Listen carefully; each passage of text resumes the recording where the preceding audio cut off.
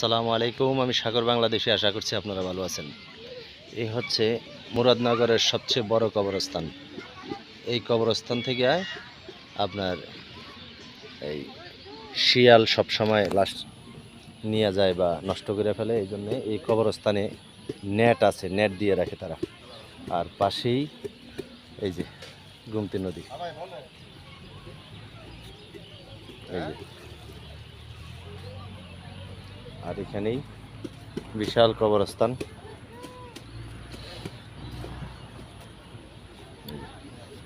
এটা পুরাটাই কবরস্থান।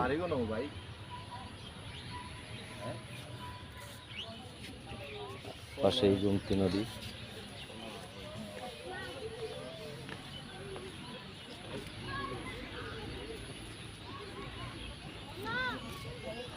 তো ঠিক আছে, মুরাদনগর